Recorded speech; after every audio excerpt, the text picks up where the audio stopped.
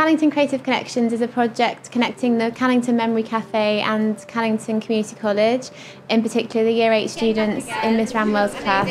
So the project came about from talking to Miss Ramwell at Callington Community College and Keith Harris at Callington Memory Cafe, where it was clear that there'd been impact from COVID and people not being able to come out of their houses, obviously with lockdown, and particularly for the Memory Cafe members who haven't been able to meet as usual because of the virus.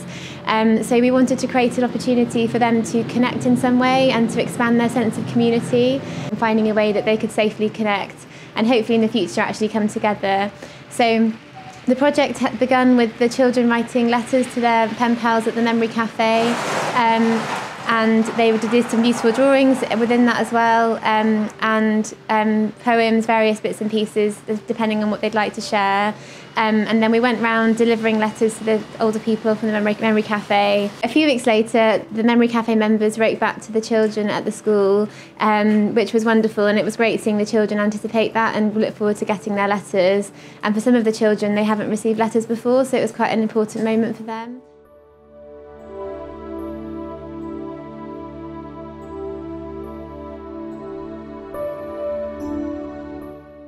We also did a bit of dementia awareness with the children, so they learnt a bit about living with dementia and the importance of positive emotions and making people feel positive with their diagnosis. So the children then produced boxes of joy for their older friends at the Memory Cafe, which we're delivering to them today in time for Christmas. So they've been based on the Memory Cafe's letters and what they've shared about their lives. So, for example, one lady has a little cat called Mouse, and the little boy has done a stamp for her to use as a print of Mouse. So it's little things and little connections that are personal to the older people.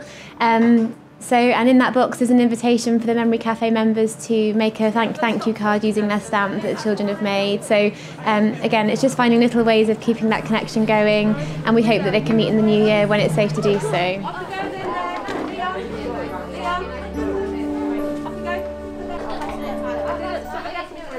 We've been learning about dementia and how people cover it, and how people get it and what it does to you. So you asked us to do a letter, and you sent our letter to one of the dementia people that are struggling and are missing the cafe.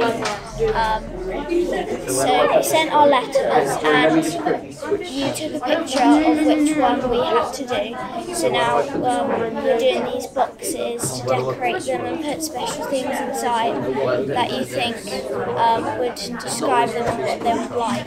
Enjoyed decorating the box, and we're going to put some special stuff in them and then send it to them and see if they like it or not. I've enjoyed planning it and seeing who I'm writing to. The picture's really a picture of that person, Jeanette,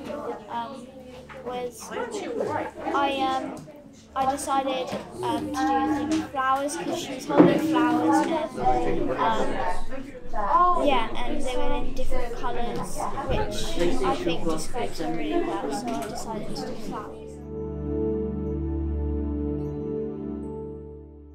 And the Memory Cafe was set up to help support people who are living with dementia. That's both the person who's got the disease and also the people living with them, because it must be pretty frustrating at times when people forget things and constantly. And unlike most people, when you tell them something, if you practice it, you get better. With dementia, that doesn't happen. It's sort of unlearning things. Anyway, we set up the Memory Cafe. We met once a fortnight, and we've been doing that for many years, isn't it now? People come along and we give them a cup of tea, we get entertainers in, and it's a great social experience. It gets them out of the house. We've had Ellie come along and do some art projects, and they really look forward to it. And then this thing called COVID happened, and we weren't allowed to meet anymore. And you can understand why, because most people who are living with dementia tend to be elderly. Not exclusively, but most are. And of course they're quite vulnerable, so we wouldn't want to get them along to our cafe and spread this dreadful disease COVID around. So that's why we had to stop meeting. and our members are really missing that social interaction, as well as a cup of tea and cakes, isn't it? Done lots of craft work with them. They particularly like the craft work, sharing what they're doing, taking them home. Some of the visits we've been doing, we've noticed these pieces of craft work are still having pride of place on their windowsills, particularly as we stand outside the house and pass in the sparkle every week.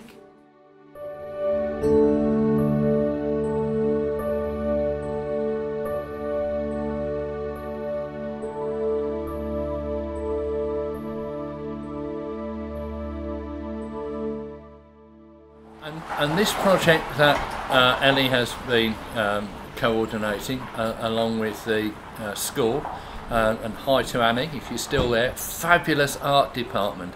I might have mentioned I used to teach, but I was in the other end of the world. I used to teach down in science, and I was always blown away by the really high quality of artwork that you guys produce. It's absolutely inspirational, and you certainly inspired us, and I'm told that I've got a box, and this is from Tyler and from Hudson, so a massive thank you for my Christmas present. Oh, that is beautiful. Look at that. How's that? How did you know that I like outdoors things? Because I've been out walking, camping, and we go away quite often. We try and find somewhere nice and quiet and rural to go. Not that Cornwall is nice and quiet and rural, but we're not really city people, so this is absolutely fabulous. Now, not many people know this, but I used to play in a band. Yeah, I used to play a guitar. It was a folk band, not a pop band. And some art. Oh, that is so thoughtful. Let's have a... Oh, look at that! Oh, some paints as well. How lovely. When we first embarked on the project, we knew that there would be difficulties organising the event because we were in lockdown, and we knew that it would be difficult for the students to meet the adults with dementia. We knew there would be slight difficulties with the project when we embarked on it with the adults with dementia and our students, because we knew that they couldn't meet. And we forged ahead and produced some fantastic letters in the initial stages of the project, which went out to the adults with dementia, and we waited with anticipation for a response, and it was fantastic. Our students loved hearing the stories and the memoirs of people. Even though they hadn't met them, they engaged with their stories, and I remember them feeling really excited and using first name terms of the adults. And it was fantastic. About the Memory Cafe, it's a very nice cafe, friendly, and it's good for the people that go there because it brings them out of themselves. We had one man there who came and he hadn't spoken for ages, and they put a toy bus on the table and he picked it up, and he was a bus driver, and he brought back memory, and he never stopped talking, and his wife said for a week he was chattering. So it's good for them, and we have a lovely time. We have art and crafts and music and all sorts of things, and we're all a jolly little crowd. Cups of tea, as many as you like, biscuits and fruit. Oh, we do very well. It's nice to be in touch with young people, and I think it's a good scheme, and I'm looking forward to having the next letter from him. His name's Henry. There is a little boy that passes my door, and he's about 12, and I'm thinking, are you Henry? I'm hoping so, because if it is, I can go out and speak to him.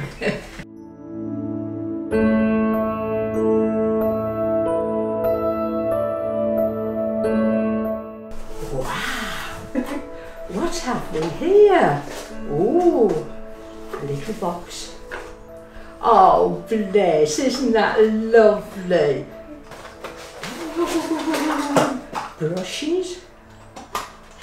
Oh, I'm going to have a bit of a painting time, aren't I? Wow, that'll be good.